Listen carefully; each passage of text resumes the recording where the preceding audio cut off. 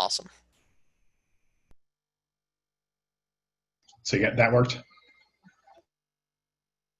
Yes, it looks like it. Okay, thanks.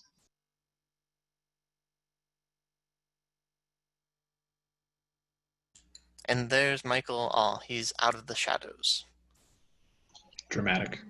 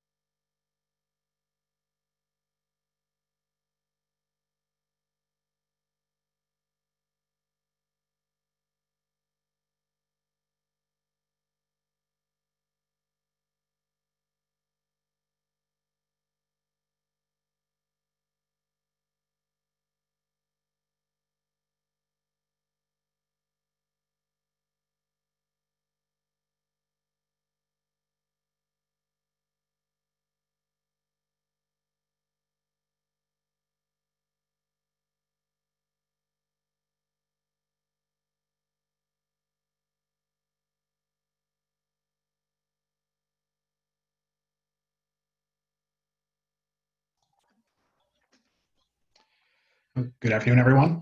So it looks like we're at 3:05, so we can get started.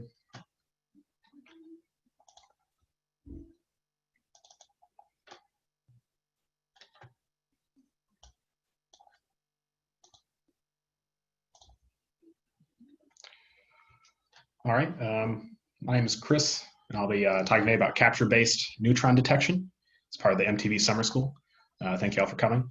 I've included my emails, so you can send me some questions at the end of the presentation if you have any. So let me pull up the chat so I have access to that as we move through this. So it's probably good to start with a refresher. Maybe it was week 1 when we discussed some neutron interactions with matter. This continues to be relevant to, say when I talked about activation foils and also for this slide set. So just to recall that neutrons are neutral subatomic particles and they interact predominantly with nuclei. Those interactions fall into 2 large categories, like scattering, which may be elastic or inelastic, and also absorption, which some types of absorption reactions include capture, transmutation, and fission. So I include some visuals on the right for these reactions. On the upper right, sort of a large view of boron, and where boron 10 will absorb a neutron and undergo a transmutation reaction. So it'll emit an alpha and a lithium 7 nucleus. So those are heavy charged particles. In this case, even shows 2 branching ratios. So we'll be discussing reactions like that later on. This is just a nice visual, and it shows a application for boron neutron capture therapy. Example absorption reactions that I've shown below. So chromium 50, we talked about for the activation foil slide, where chromium will absorb a neutron, become chromium 51, and emit a gamma ray. There's transmutation, like the boron N alpha reaction, and also fission. In this case, thermal neutron-induced fission of uranium-235. For today, we're mostly focused on the transmutation and fission reactions, or even more so on the transmutation. So this could be sort of confusing because it's called capture-based neutron detection, but we're really going to rely on some of these transmutation reactions. And for these applications, we generally need a specific or specialized isotopes, which have favorable cross sections for these detectors. And you'll find in common for each of these reactions that they have a relatively large release of energy. So move on to the next slide. So some applications, like usual, these detectors are used in nuclear reactors. For example, in reactor instrumentation, you can imagine wanting to know the power level of a reactor. So you can send a detector that's sensitive to neutrons near the core, measure the emitted neutrons, and understand something about the power level. Homeland security is also very common. Neutron emissions come from, say, isotopes that spontaneously fission. Those isotopes are generally like plutonium or californium, or in some cases, like uranium. But that's not as common. But either way, you want to be able to detect these materials because they're very important materials for Homeland Security. So these are pictures of portal monitors that you have at, say, a border entry point, which have both gamma and neutron detectors, where you want to see if someone was trying to smuggle some fissile material. And you also can apply neutron detectors in safeguards, where you would want to make sure you have an accurate accounting of fissile materials, say, at a fuel cycle facility where they handle uranium, fluoride, or other compounds containing these fissile isotopes. So after getting some of these applications out of the way, we sort of discuss more of the basics. And a lot of the discussion in this slide set, we'll be talking about a specific like energy level of these neutrons. It's sort of practical to break the neutrons up into 2 energy groups, in this case fast and slow, and that refers to their kinetic energy. So slow neutrons will generally have kinetic energy below 0.5 eV, fast greater than 0.5 eV. An important point is sometimes you'll hear people say thermal neutrons, and that specifically refers to neutrons with kinetic energy at room temperature. Is about 0.0253 EV. So that's very low kinetic energy. And you might ask why that cutoff of 0.5, maybe that seems arbitrary. It's pretty practical or convenient, and it's based off the cadmium cross-section. So we call it cadmium cutoff. And I've shown the cross sections for Helium-3 NP reaction, Helium-3 elastic scatter reaction, and also cadmium and gamma reactions. That's radiative capture. And you can see, for example, the NP reaction is quite high for these low energies. You see how it crosses right here. This red area is where it gets to the cadmium cutoff. You see as energy goes higher for our neutrons, the cross section goes down. Even eventually at greater than 1 MeV, you start to see the elastic scatter cross section take over as a dominant interaction. So we see these probabilities are going to vary strongly with that neutron energy, and these capture reactions are definitely more dominant at the low energy. So that's why today we're going to talk a lot about slow neutrons. But something important to talk about, of course, is that neutrons are born as fast neutrons. They have high kinetic energy. So they'll be born in this region, and you'll want to, we'll still be able to detect them based on cross sections, or if they moderate down to lower energies, so say scattering in the environment. So I've included some data here from the PANDA manual from Los Alamos. And they discuss, there's a table with average collisions to thermalize a 2 MeV neutron. You can see with something like hydrogen, it takes about 27 collisions to thermalize a 2 MeV neutron. Hydrogen is it's common in water, it's common in concrete, which people use for floors and walls. So the environment is going to have a strong effect on our incident neutron spectrum in real life measurement. So knowing that some of that basics about neutron spectra, the question might be, what do we really want to detect with these detectors? In this case, a lot of the examples I'll show today are relatively simple. The idealized cases will be, say, thermal neutrons, and even one case with monoenergetic fast neutrons. This might be a far cry from more realistic sources that I've shown on the right. So for example, this is a neutron energy spectrum from a sample of plutonium, and it generally follows a Watt spectrum, and you can see how it covers a very wide range of energy. And although it doesn't show thermal that well, the population ought to be low. You see it extends up to, say, 10 MeV. Say in a reactor situation, here's a nice plot I pulled from a website, and it shows that a reactor will emit neutrons with that covers a very wide range of energies. The fast flux, which is in MeV or tens of MeV, there's an epithermal region, and also thermal flux down where those capture reactions are more dominant. So keep in mind as we move forward, but still just think reactors and then say spontaneously fissioning isotopes. That's really what we're trying to detect here. So we can just continue to move through this process pretty organically. We talk about what we want to detect. Now I'll say how we will detect that. So I hinted before that we're looking for very specific isotopes. I listed them on this slide. Very common ones include boron-10, lithium-6, and helium-3. Those are not the only isotopes that people use. There are options for things like gadolinium-157, uranium-235, and even vanadium or rhodium. But for detectors, boron, lithium, and helium are going to be the most common, so we're going to focus most of our discussion today on those isotopes. And some good information for you guys to associate with these specific isotopes. I have, say, natural abundances, because we're interested in a very specific isotope of each of these elements. So boron-10 is the isotope of boron that has the much higher capture cross-section. And I'll show in the next few slides these reactions, and they're also their cross-sections for a range of energies. But you'll find that these, say, boron-10, that has a higher cross-section, but has a lower natural abundance, just under 20%. Lithium-6, 7.6% out of natural lithium. And helium-3, we discuss a lot, does not occur commonly in nature. You usually have to rely on some manufacturing of that isotope. And of course, for each of these, I include cross sections for thermal neutrons. And you can see things like boron and helium-3 have quite high cross sections on the same order as uranium-235.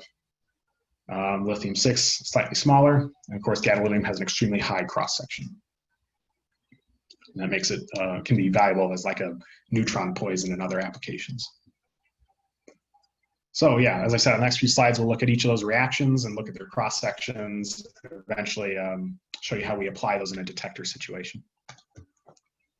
So we can start out just with this boron-10 reaction. It's a boron N-alpha reaction. So it absorbs a neutron, and it's going to emit an alpha particle. So we'd see in each of these reaction listings, it can actually result in two different sets of products that's related to the excitation of one of those products. 94% of the time, we'll get an alpha particle and a lithium-7 in an excited state. The Q value of that reaction is going to be 2.31 MeV. 6% of the time, which is a minority, is going to be that lithium-7 ending in its ground state with a subsequently higher Q reaction, 2.792. And we could show with conservation of momentum, we could find the directions that each of these products will travel. In this case, you can assume that the thermal neutron has very low kinetic energy. That's part of what we discussed as being a slow thermal or fast neutron. So when that reaction occurs, we need to make sure we conserve that momentum. Subsequently, those products are emitted in opposite directions. And you can use the same sort of methodology to find whatever kinetic energy that they will carry away. So I listed here, the lithium will have 0.84 MeV in energy, and the alpha will carry comparatively more, 1.47 MeV in energy. And that'll come into play when we discuss the detection scenarios, but it's just good to have these numbers in mind. And just to drive the point home about how boron-10 is much more valuable than boron-11 for these applications, I've shown these cross sections. So blue is the cross section for a boron-10 N alpha reaction for the excited state. Green for boron-10 N alpha to the ground state. And also red, just to compare, is boron-11 N alpha. You can see how the cross section, say, doesn't start till much higher energy. And yeah, it just shows how this boron-10 can be very valuable for this application.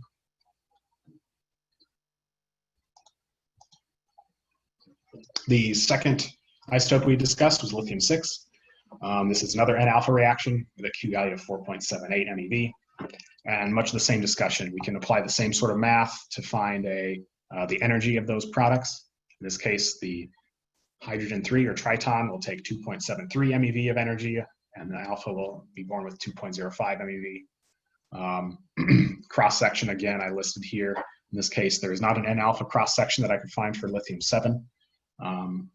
So you would not utilize lithium-7 for this application. You'll have to rely on that lithium-6. And of course, the last reaction that we will discuss is the Helium-3. This is an NP reaction, so neutron absorbed, and it's going to emit a proton, I believe a triton as well. Q value is much lower, 0.764 MeV. And using our math, we will find that the proton will carry 0.573 MeV away, the triton 0.191 MeV. And similar to the lithium case, there's no NP cross-section for helium-4, at least from this database that I had searched in. So helium-3 can be quite valuable for this. It's just can be harder to get sometimes. And that sort of finishes the discussion on the reactions themselves. So we can now apply those in a detector scenario. And something in common for most of these detectors is that they'll be based on proportional counters. So I know Will had discussed this in a previous week. Maybe Nathan had as well. But these are detectors that contain some pressurized gas. So a diagram on the right.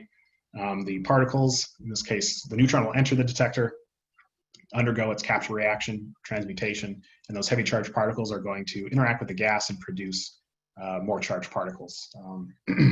The electric field within this proportional counter will then multiply charge, and the output is going to be a voltage pulse. So, for example, for the anode wire, in this detector, the electrons are going to move towards the anode, and you can see how even if the starting point is out here, as the electron moves closer to the anode wire, it gains kinetic energy, it'll cause these avalanches. So something else related to this is how the Q value plays into our reactions. It's good to remember that these higher Q values help us with our gamma rejection. So as you saw from these Q values, these reactions can have multiple MeV of energy deposited, and that's favorable because if you compare that to, say, a photon interaction in these pressurized tubes of gas, will comparatively deposit much less energy. Think about how the electron density in the gas is quite low, either because something like helium-3, which only has 2 protons in it and has a relatively low density, That means there's less electrons for that photon to interact with. And also, as we discussed at the gamma interaction lecture, Compton scattering can be very dominant at these low Z cases. And that's also going to be favorable for this energy deposition. So these basics of the detector out of the way, we can start discussing each detector. This first one is the Bf3 Tube Detector. The main thing here is it's a proportional counter that's filled with boron trifluoride gas. This is just the reaction I reprinted here because these values are good to have. So first reflex might be to say, oh, we'll see two peaks from these measurements. And so this idealized reaction shows just that. But in reality, we have to consider something called the wall effect. So I've shown that in the bottom left. And the idea is that the neutron can be absorbed by a boron particle that's quite close to the wall of the detector.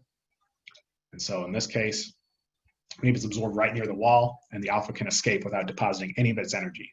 And these directions, again, are determined by that conservation of momentum. So in this case, the lithium will deposit all of its energy in the detector, but the alpha will not deposit any. It would be much more favorable to have a detection further inside the tube such that both particles can deposit their energy. And so these wall effects show up as continuum on your plots. So you can see the 2.79 MeV is full energy deposition from the ground state. And so that matches up here. Your full energy deposition from your excited state at 2.31. And each of these continuum are corresponding to these partial energy depositions. So you get these edges where like 1.47, if that's maximum energy deposition by an alpha, 0.84 matches that energy deposition by the lithium. So one nice thing it shows here, though, even with the continuum or wall effect, it shows these low amplitude events. And it says that gamma rays and electronic noise can contribute here. And that's going to be sort of how you see the gamma signal on these neutron detectors. Again, they're not depositing a great deal of energy because they're undergoing these like Compton scattering events, and maybe they're only undergoing one scatter. And again, they're relatively low energy compared to, say, the 1.4 MeV alpha that's going to stream through the detector. So keep that in mind as we go forward. This, if we were in cases where maybe this gamma or noise gets larger, pushes further to the right, it'll start to adulterate our neutron counts. That's something we always consider when measuring neutrons in a gamma spectrum. So another application of boron is the Boron-Lined proportional counter. So it's again a proportional counter, but instead of having the gas be something that contains boron, you instead just add a layer that contains boron along the outside of the detector. And you can have some nice control over, say, efficiency, because you can make your layer of boron thicker to increase your absorption efficiency. Of course, there's some optimization that needs to go into this because a thick layer will cause the reaction products to lose some energy as they get into the detector. So some sort of self-shielding effect, you have to consider that. And the wall spectrum is still apparent, so I showed a picture here. You can see, depending on how thick your boron layer is and where your reaction occurs, you can have different track lengths of each reaction product into the gas. This example shows only lithium, but of course it ought to be mixed between lithium or alphas heading in either direction. So the observed spectra I've shown on the right, it's just it's an addition of these two recoil events. So events in which the alpha gets into the detector, and events in which the lithium-7 is the reaction product that enters the detector. Partial energy depositions, and then adding them together will give you a spectrum that looks something like this. And so this is something different from the Bf3 tube, where now you don't have any good separation between your neutron signal and what might be gamma signal. So you have to consider whether that's going to affect your counts, or maybe if you raise a measurement threshold to, you'll take some hit on efficiency, but then you'll prevent false attribution of photons as neutrons. Always something to consider. Right. So that finishes out the boron case. So now we can talk about lithium.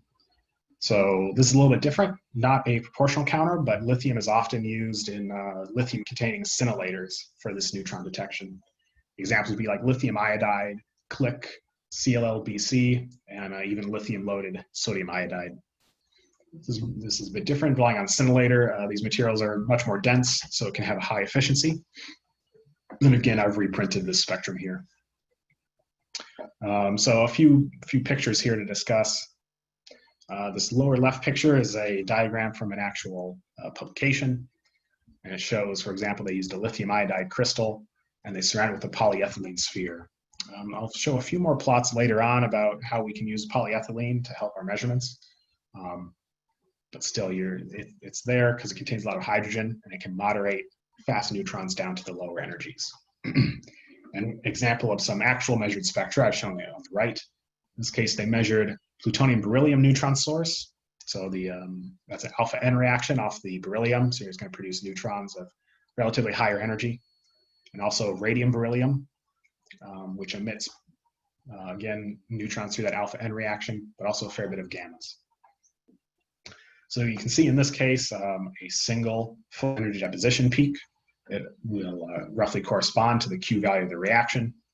And because, again, it's a dense material, it can be quite effective at absorbing all the kinetic energy of those reaction products. The wall effect is not quite as apparent here as it was in the gas-based detectors. And of course, is another good example of how photons can affect your neutron measurement. In the radium-beryllium case, radium-beryllium emits a good deal more photons or gamma rays than the plutonium-beryllium. And as a result, you see all these low pulse height energy depositions. And this is even with an inch of lead. So although I don't have a dedicated slide, just we can always keep in mind what the effect is of gamma rays on our neutron detectors. And so to finish or round out the basic detectors, we talk about the Helium-3 proportional counter. So again, we're using pressurized Helium-3 gas. Usually can be pressurized to several atmospheres.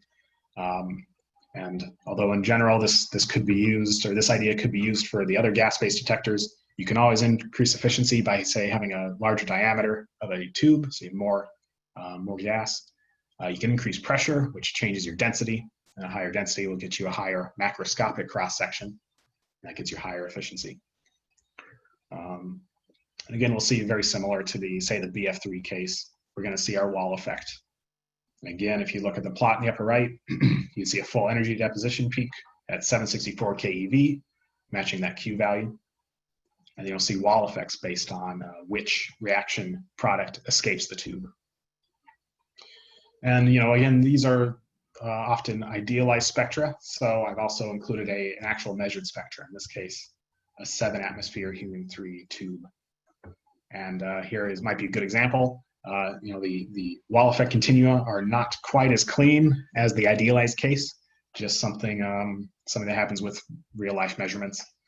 And of course, you can see small energy depositions, more indicative, like room return or gamma background or other gammas that may have been emitted from whatever neutron source they were using.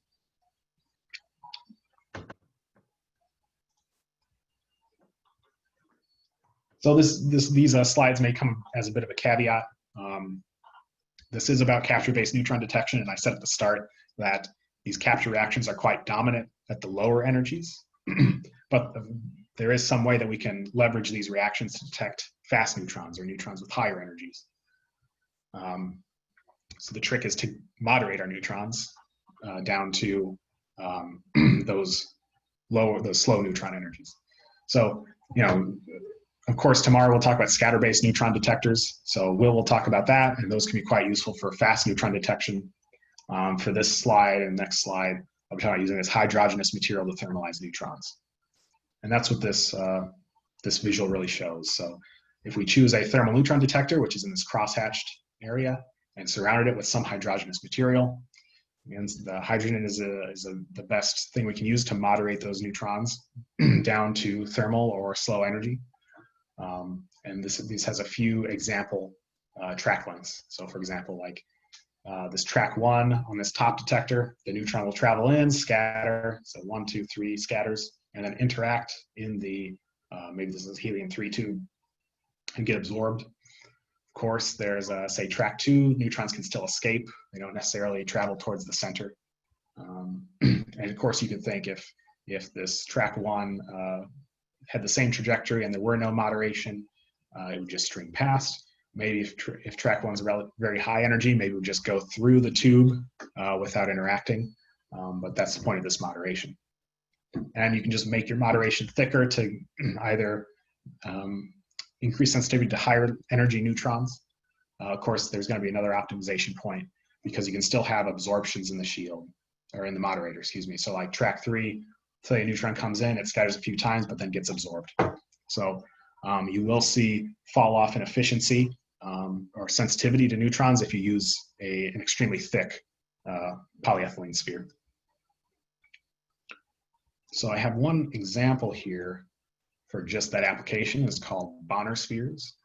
So the idea here is that you could successively measure your neutron counts using, say, a lithium iodide scintillator while changing the thickness of a polyethylene sphere around that detector.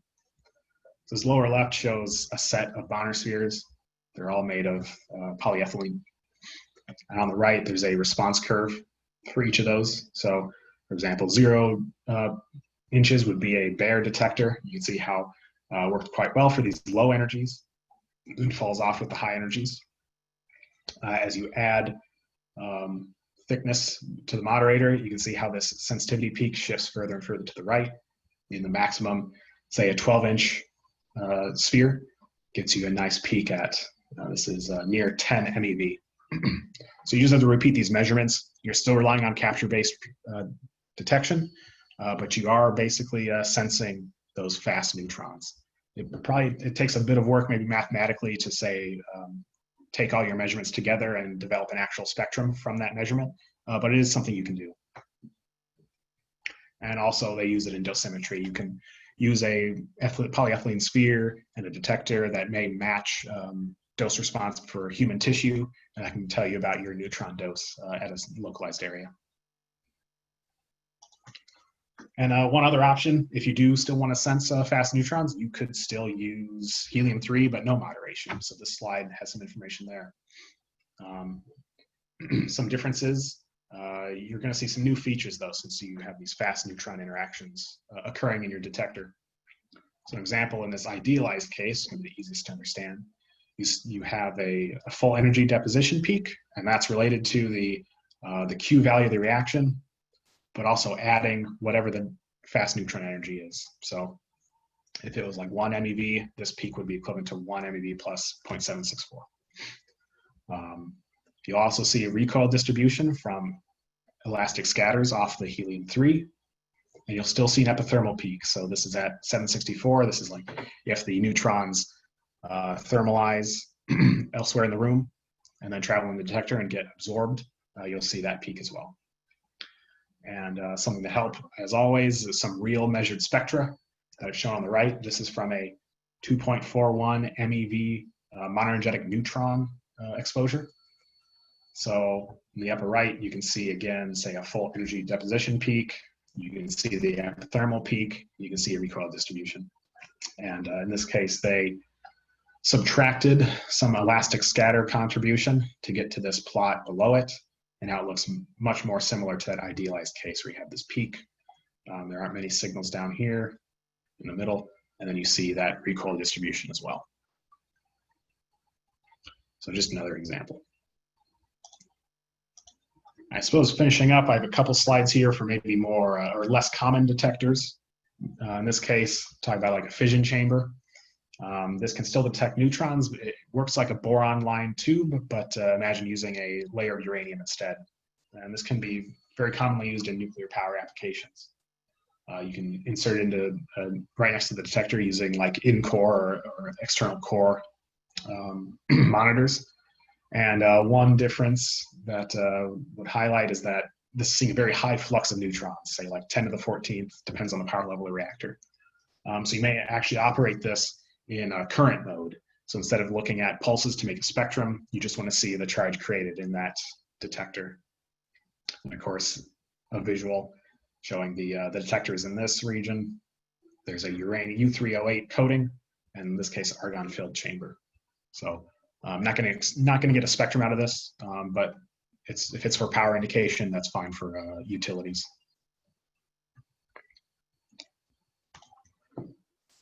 One other more unique case is the use of neutron converter films. So from a principal standpoint, you could just assume that this is, again, like a boron-lined tube, but you can use a semiconductor to detect those reaction products rather than a gas. So sure, I've shown the sort of generalized diagram on the right. This crosshatched area would be a lithium-6 containing mixture. Your neutrons can travel into that mixture layer and undergo their typical reactions. And then you can detect those reaction products in, say, in this case, silicon diode that's on either side of the layer. And this has some attractive advantages, like you can use a very small layer of lithium. Your detectors can be small because they're semiconductors, because they can be higher density than gas.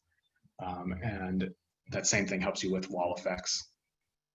So, and of course, on this example, I showed lithium-6. I think there's little reason why you couldn't use boron-10. That's also an option.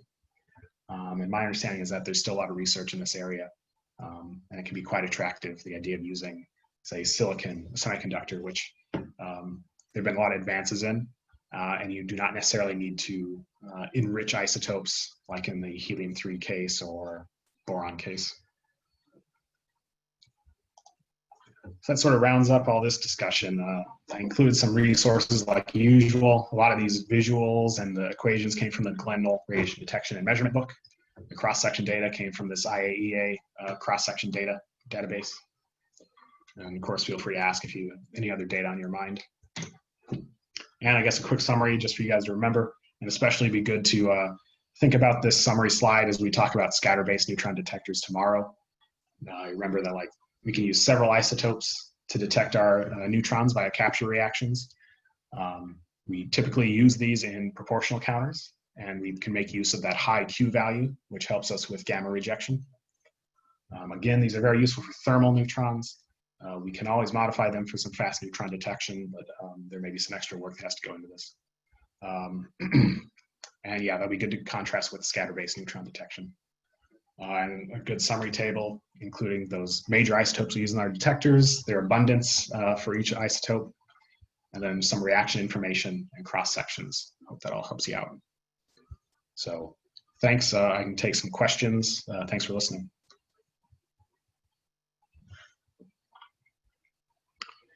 So I see a question from, okay, so does the wall effect scale with the size of the detector? Yes. So if I go back to my boron case, yeah, Bf3 tube. If you have an extremely large detector, maybe if you have extremely high pressure for a gas-based detector, you can get a solution that's much more like, or a spectrum that looks much more like this upper right case. It's just going to depend on how much Bf3 you need or how much material you need to pressurize the detector to that level. Of course, there'll always be some wall effect, I think, for these cases because you can't stop the neutrons from interacting in, the outside layer of a detector. So thanks. Okay. In a high gamma environment, what would you use for EV neutrons? So I think we can still use these reactions, and I think maybe most attractively would be whichever one of these has the highest Q. So we go back. So something like lithium-6 has that 4.78 Q value, and that might be quite good if we could use that as like a layer, because that gets you that the most separation between. Let's see if I can find this plot here. If we make sure we had good separation between whatever the full energy deposition is and whatever the gamma is. But you can see here, of course, there's some, already for this radium beryllium, we can have some issues. You can always use some additional lead shielding to knock down those gamma rays. Yeah, but lithium iodide gives you a lot of gamma response now. Oh yeah, you're right. We can already see here that it is causing some some signal here. So maybe there's not exactly a perfect thing to use. I'm not as familiar with, say, Click or CLLBC and their gamma response. Maybe if you have a better sense. But yeah, Dr. Goldston said Bf3. Yeah, maybe that's the next best thing. It does give a nice separation here. So, but of course, and there's always other considerations like Bf3. If this detector operates at a much higher voltage than, say, Helium-3, you could have other factors like aging of the detector may make it more susceptible to these issues, or susceptible to like spurious pulses that can cause false signals. But yeah, Bf3 is not a bad choice. I'd use more Helium-3 in my general research than Bf3.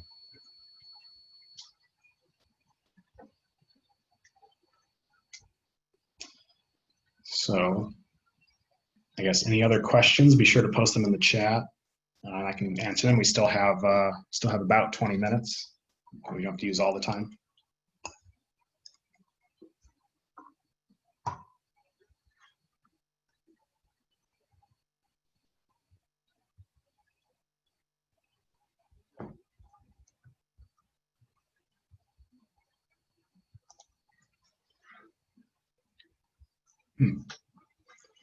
All right, so I'm not seeing many new questions. Be sure to post them if you feel like it.